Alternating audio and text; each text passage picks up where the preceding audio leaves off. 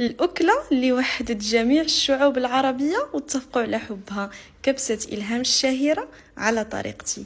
في طنجرة الضغط غادي نضيفو بصل شرائح مع زيت وغادي نشحروه حتى يولي اللون ديالها مائل للبني. غادي نضيف عليها الدجاج وغادي نشحرو مزيان حتى يتحمر. نضيف ليه مركز الطماطم، توابل الكبسه والملح، لتر ديال الماء ونسدو عليها ونخليوها حتى طيب. المرافقات بالنسبه لهاد الصوص درت فيها ياغورت طبيعي، عصره حامض، شويه ديال الملح والابزار، وها الصوص واجد. في السلطه الشهيره ديال الالهام غادي نضيف فيها الخيار، مطيشه، مليحه، شويه ديال الابزار والحامض وشويه ديال المعدنوس. هنا من بعد ما طاب ليا الدجاج غادي نحيدوه من طنجره الضغط وغادي نضيفوا الرز بسمتي. انا ضفت هنا 3 ديال الكيسان ديال الرز اللي مغسولين مزيان، شويه ديال الملحه، الفلفل الحار واللومي، وغادي نسد عليهم فقط 10 دقائق وكيكون معايا واجد.